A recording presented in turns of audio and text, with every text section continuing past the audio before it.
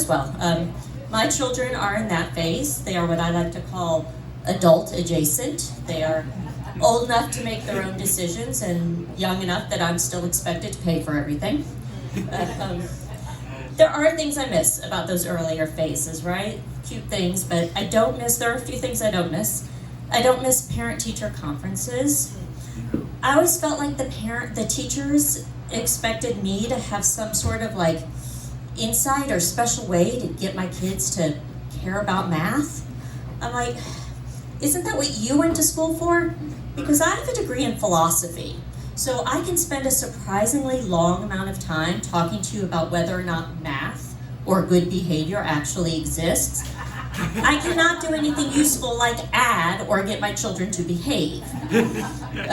I miss some of the presents they used to make for Mother's Day, like, little jewelry and pictures.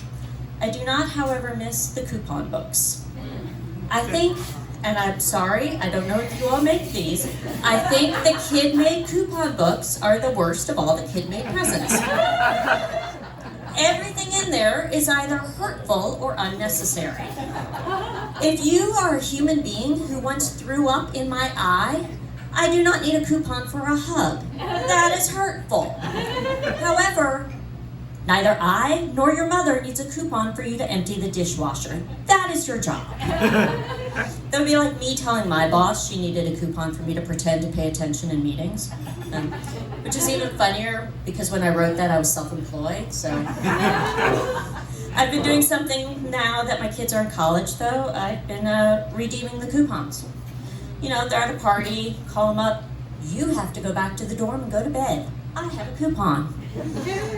Out on a date, I'm like, text them a picture, hey, you want to ask her if she wants the free hug coupon? I have no idea why both my children go to school 10 hours away from me.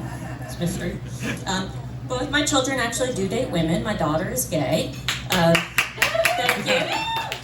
Yeah. This should not be a big surprise to anybody. I read recently that 30% of Gen Z women identify as LGBTQ. I think the reasons for this are obvious. Men, specifically men in their 20s. I'm jealous of my daughter. When I was in college, if I could have had a satisfying sex life without listening to a 2-hour lecture about the similarities and differences between Star Wars and Dune, I would have had a lot more time to study and might be able to do something useful now. My daughter tells people, you only tell people I'm gay so that you seem cool. I'm like, no, honey. I tell people you're gay because I'm a Jewish mother and I have no sense of boundaries. If I wanted people to think I was cool, I would not tell them I had children. It's like when you have little kids, you kind of have to give up the idea that you're cool. When you have adultish children, you're not only not cool, you now are the problem. Like, you are the butt of the joke. I was working with a woman the day before her wedding. She was in the office. Like, what are you doing here? She's like, well, my mother came to town yesterday, so it's much less stressful for me to be here at work. You understand? I'm like, oh yeah, Mom, oh. Wait, what do you mean I understand? I do love having a gay daughter though, because I don't have to worry about her getting accidentally pregnant. She always knows where her keys are. They're right there on the belt. And I always know what the patriarchy is up to and why I should be pissed off about it. I also think that the young lesbians are incredibly sensible. My daughter had 2 job offers this summer. One here in Oak Park, where doing exactly what she wants to do and she can save money living at home. The other in the same town as her girlfriend. These women discussed it and they decided they should each take the job that was best for them and they would work it out. This is shocking to me.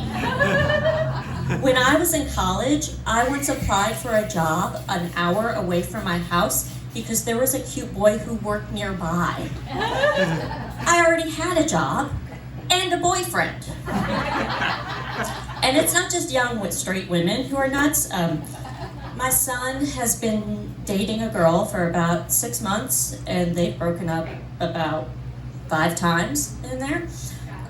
Over winter break, They had a huge fight, and he decided the sensible thing to do was get on a Greyhound bus for 20 hours to go see her and make up.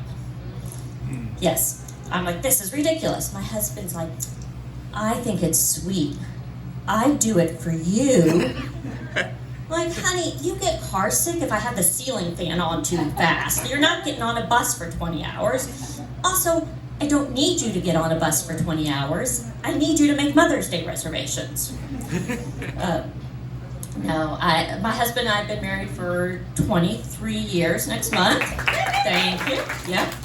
People do usually clap when you tell them you've been married a long time. I don't know why. I think we all know after about year 12, it's kind of easier to just stay married than to get divorced. Like, I already have to schedule a colonoscopy. I do not have time to find a lawyer as well. And then what am I going to do? Like, start shaving my legs and go out on dates? Plus, I already know all my husband's stories. If my husband says, well, this one time in college, I have at least 15 minutes to just zone out. If I started dating, I would have to listen to a different middle-aged man's stories. Now, of course, my husband and I are in our 50s, so I use middle age as a purely aspirational term. I have been thinking lately, though, that middle age is less about being in the middle of your life and more about being in the middle of young and old. I'll tell you, I'll give you an example. I took my daughter shopping, and I'm like, wow, I am way too old for all of the clothes in this store. On the other hand, I'm also way too young to start investing in moo-moos. And this is disappointing to me because I'm really looking forward to my Mrs. Roper phase. If you understood that reference, you also need to schedule a colonoscopy. No, I can order food on an app or using Apple Pay from a website. I don't have to talk to anybody to order food. I'm young enough to get that. However, I am old enough that every time I do it, I find it necessary to talk about how weird it is and to bring it up in a setting like this. I had, in high school, I had a sort of scandalous relationship. I dated a guy who was too old for me and was my sister's ex-boyfriend. We're fine, it's fine.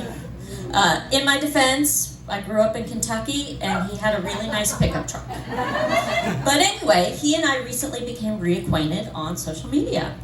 And I'm young enough that I'm like, ooh, this is kind of saucy. However, I'm old enough that to date, the only conversation we've had has been about the parking lot at Trader Joe's. So, yeah. Give you one last one. A friend of mine recently brought me some new gummies that he thought I should try, which, by the way, a perfectly appropriate Mother's Day gift if you all are still looking.